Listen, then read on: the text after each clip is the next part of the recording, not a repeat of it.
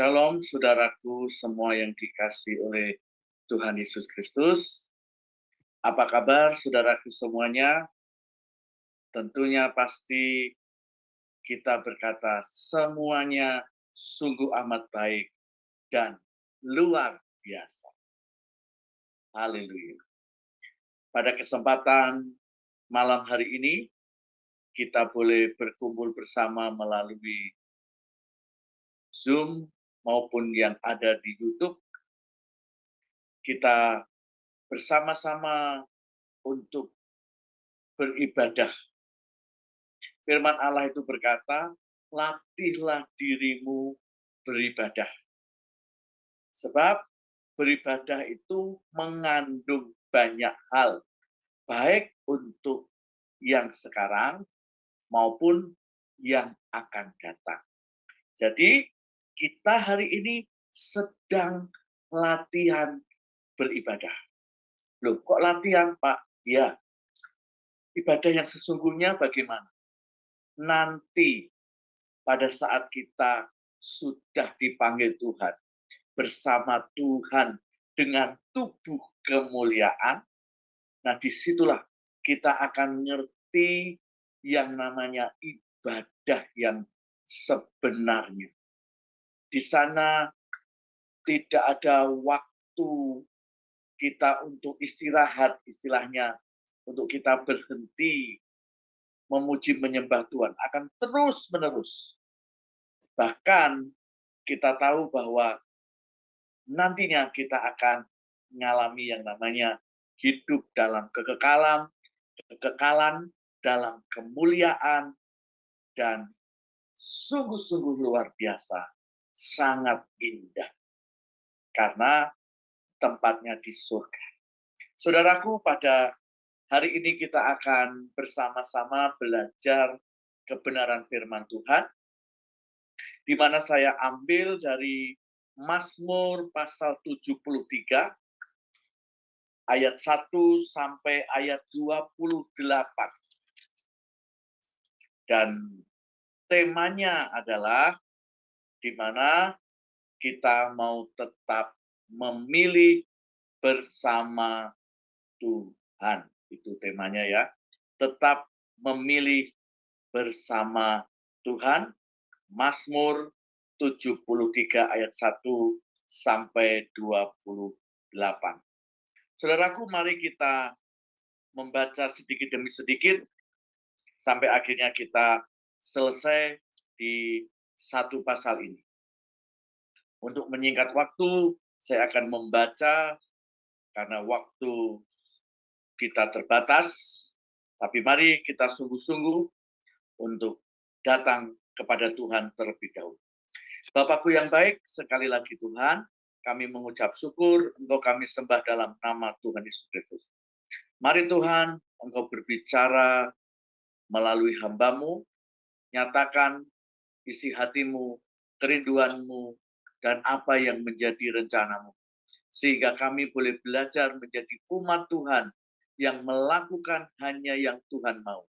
Hanya yang Tuhan kehendaki. Sehingga kami melihat semuanya sungguh amat baik. Karena kami boleh mengalami janji Tuhan itu menjadi nyata dalam hidup kami. Kami percaya dimanapun kami berada, kuasa darah Yesus atas kami, yang menguduskan kami, dan juga yang membentengi kami, sehingga kami boleh ada tetap di hadirat Tuhan. Berkati kami Tuhan, malam hari ini, menyatakan firman. Dalam nama Yesus Kristus, haleluya. Amin. Mazmur pasal 73, kalau bisa ditayangkan juga boleh, tapi kalau tidak kita akan membaca, saudara, ayat yang pertama dikatakan bahwa Mazmur Asaf. Sesungguhnya Allah itu baik bagi mereka yang tulus hatinya, bagi mereka yang bersih hatinya. Saudaraku, ayat 1 ini menyatakan bahwa tentang Bani Asaf. Siapa itu Bani Asaf, saudaraku?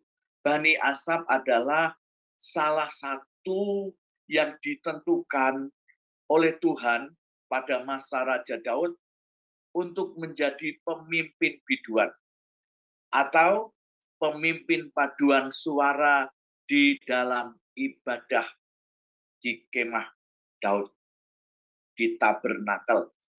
Dan pada waktu itu Bani Asaf adalah keturunan dari suku Lewi, ya, dari Bani Som, dan dia dipilih untuk mengadakan nyanyian. Nah, dia sendiri menyatakan bahwa Allah itu baik bagi mereka yang tulus hatinya, bagi mereka yang bersih hatinya. Orang yang ditetapkan Tuhan untuk menjadi pelayan Tuhan pada waktu itu benar-benar harus bersih, benar-benar harus tulus hatinya, sebab kalau tidak, pasti akan kena hukuman dan murka Allah. Maka Mazmur Asaf ini mencatat akan ada hal-hal yang dia sesungguhnya alami, dan itu biar menjadi pembelajaran bagi kita semua. Kalau kita melihat ayat 2 sampai ayat yang ke-12, ya saudaraku, salah satunya saya baca ayat yang kedua, tetapi aku sedikit lagi maka kakiku terpeleset, nyaris aku tergelincir. Sebab aku cemburu kepada pembual-pembual kalau aku melihat kemujuran orang fasik. Kalau saudara nanti baca di rumah ayat 2 sampai ayat 12, di situ Bani Asaf ini merasa ada suatu hal yang membuat dia cemburu.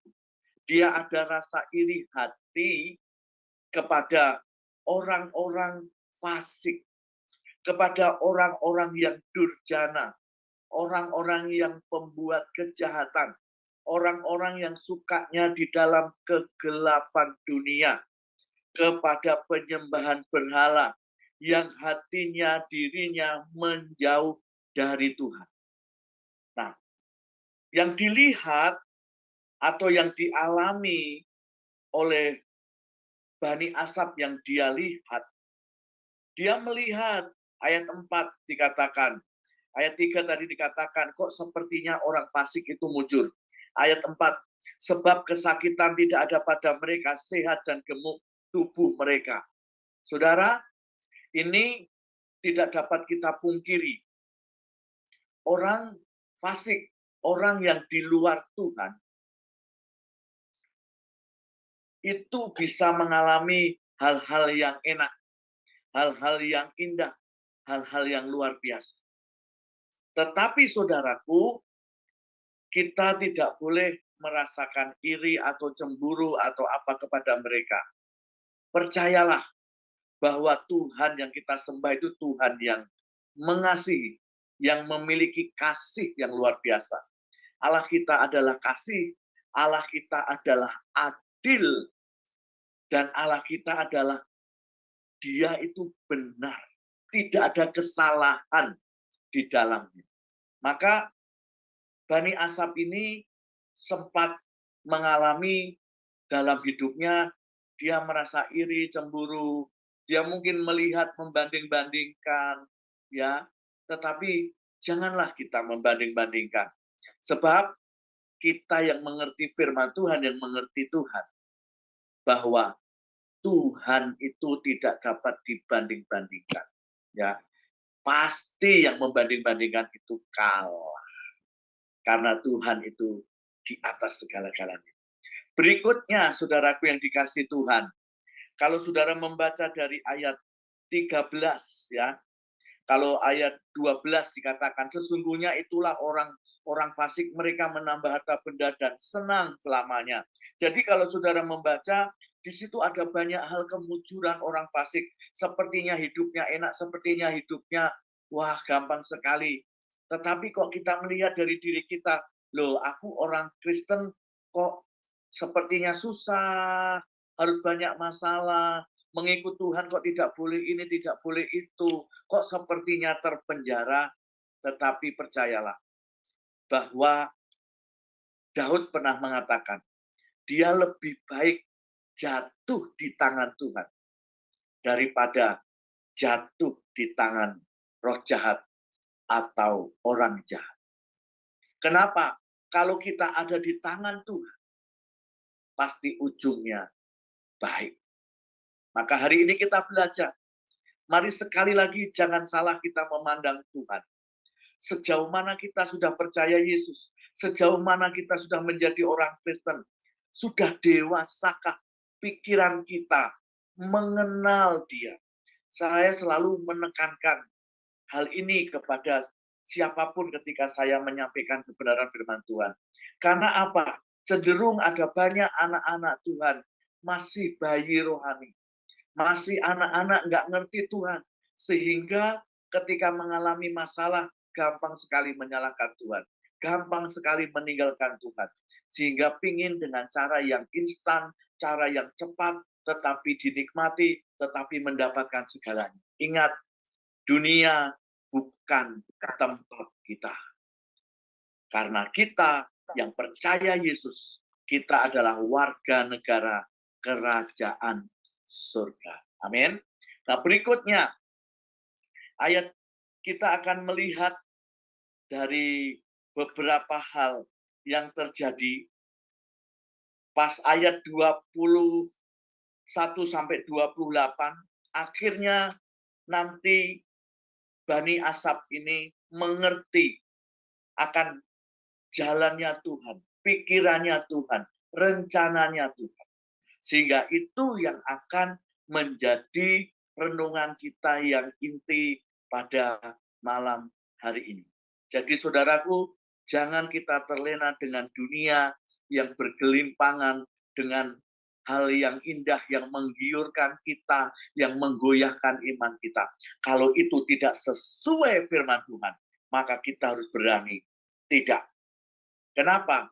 Firman Allah berkata, kalau iya ya, tidak. Selebihnya dari si jahat. Seperti pada waktu Yusuf ketika sedang menghadapi godaan dari Tante Foti, nah Yusuf memilih lari. Maka kita harus tegas dengan dosa, dengan keindahan dunia yang menyesatkan, kita harus sepakat setuju, tidak ada kompromi dengan itu. Tegas, kita harus mau hidup di atas kebenaran firman Tuhan.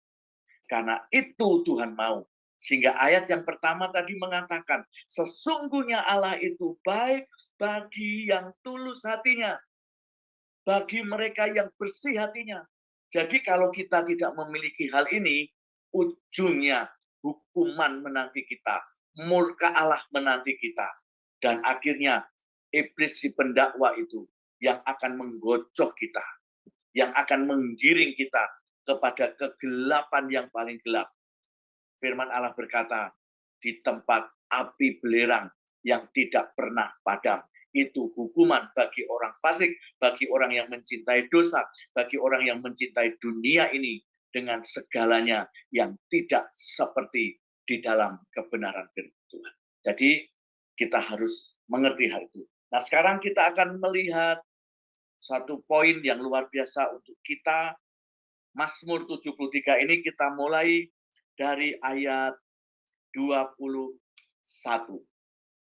Ya, saudaraku, jadi sekali lagi ya, bahwa hidup tulus, hidup benar, hidup bersih itu harus menjadi ciri khas gaya hidup kita. Kita nggak boleh berprasangka buruk, kita jangan berhenti ketika dididik oleh Tuhan untuk kita belajar yang benar, belajar yang baik, hidup dalam kekudusan, hidup dalam kemurnian hati, itu harus kita jalani bersama Tuhan. Karena didikan Tuhan akan mendatangkan suatu kebaikan yang luar biasa.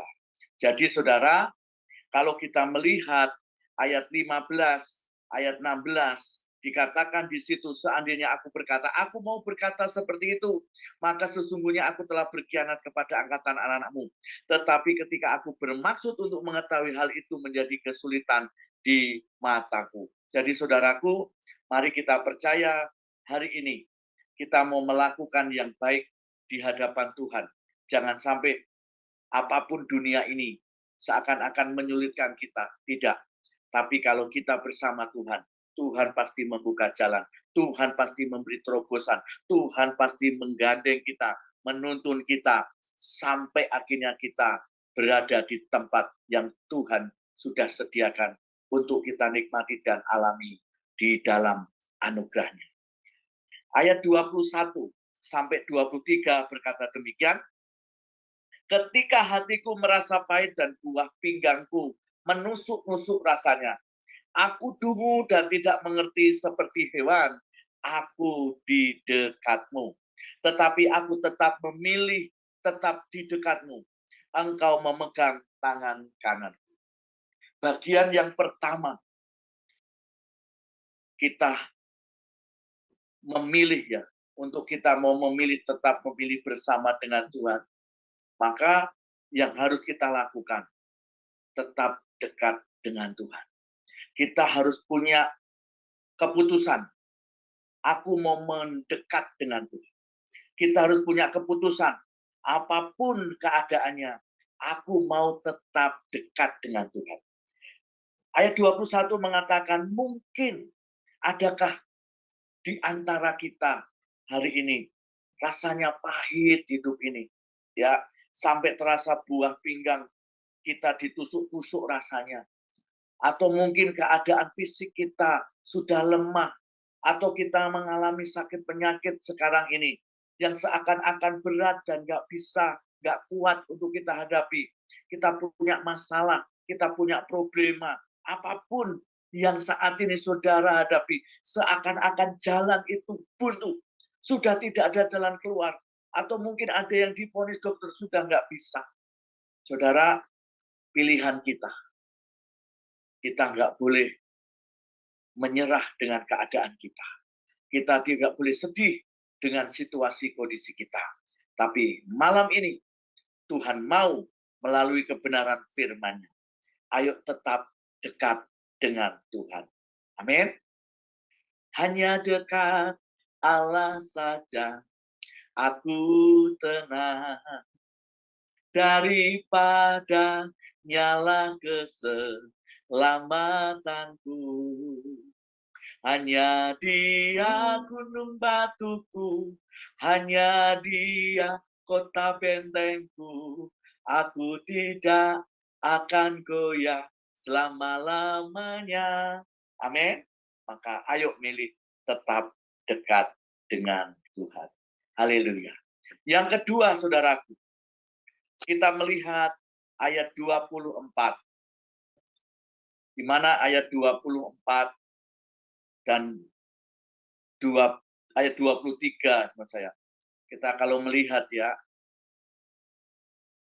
kenapa kita mau memilih tetap dekat dengan Tuhan. Saya jelaskan dulu ayat 23-24, saya teruskan.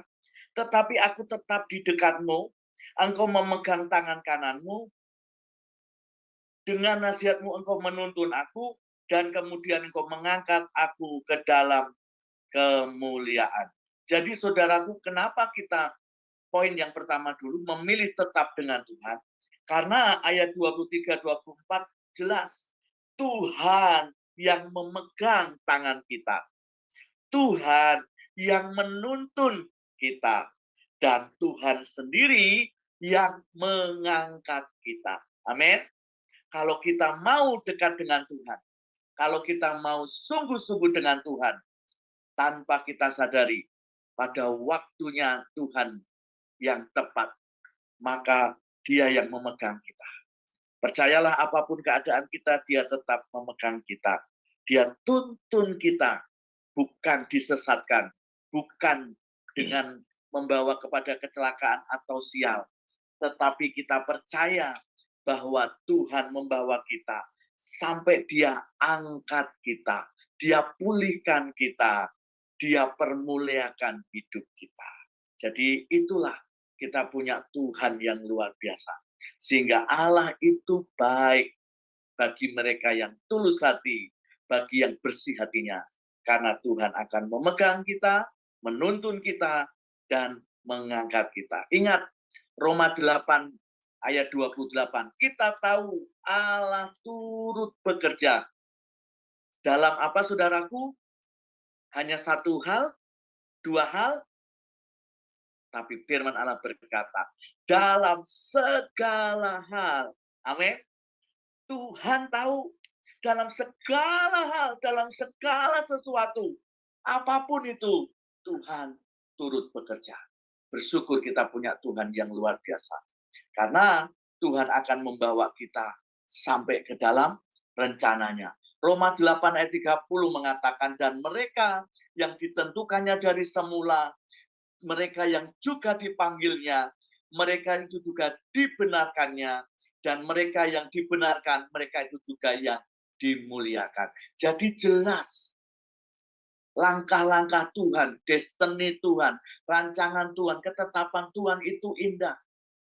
Kita tadi, Allah turut bekerja dalam segala hal. Bahkan kalau dilanjutkan, dia bukan hanya tadi kita tahu memegang, dia menuntun, dia mengangkat, tetapi di dalam firman-Nya yang lain mengatakan, kita ditentukan dari semula, yang dipanggil dari semula. Masih sejak dalam kandungan Tuhan sudah panggil kita. Dan bukan hanya itu, kita juga dibenarkan. Benarkan melalui apa? Oleh darahnya, di mana Yesus disalib bagi kita. Bukan hanya dibenarkan saja, tetapi kita dimuliakan. Jadi kita tahu dan jelas rencana Tuhan luar biasa. Yang kedua, ayat 25 sampai 26 dikatakan firman-Nya, siapa gerangan ada padaku di surga selain engkau? Selain engkau tidak ada yang kuingini di bumi. Sekalipun dagingku dan hatiku habis lenyap, gunung batuku dan bagianku tetaplah Allah selama-lamanya. Yang percaya katakan amin. Amin. Haleluya. Saudaraku, jadi bagian yang kedua kita, selain kita mau dekat dengan Tuhan, apapun yang kita hadapi, kita nggak peduli orang fasik seperti apa. Melebihi kita boleh-boleh saja. Tapi ingat, Tuhan itu yang akan menentukan. Sebab semuanya ada di tangan Tuhan. Kita sudah memilih tetap dekat dengan Tuhan. Yang kedua, ingini Tuhan selama-lamanya. Jangan ada keraguan-raguan. Jangan di tengah jalan kita ragu, bimbang. Benar nggak iya? Jangan kita kata semoga-semoga. Enggak. Di dalam Yesus ada kepastian. Di dalam Dia ada sesuatu, ya dan amin. Sungguh benar, pasti. Maka jangan ragu. Sejarah dunia sudah membuktikan bahwa Yesus itu rela mati bagi kita. Dia yang tidak berdosa dijadikan berdosa untuk kita. Dia yang rela dihina, dicaci dan segalanya demi untuk kita.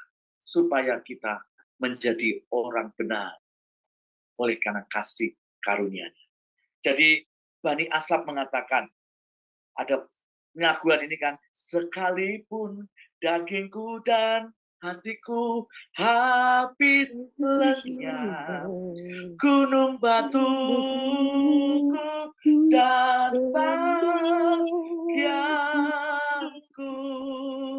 tetaplah Allah selama-lamanya.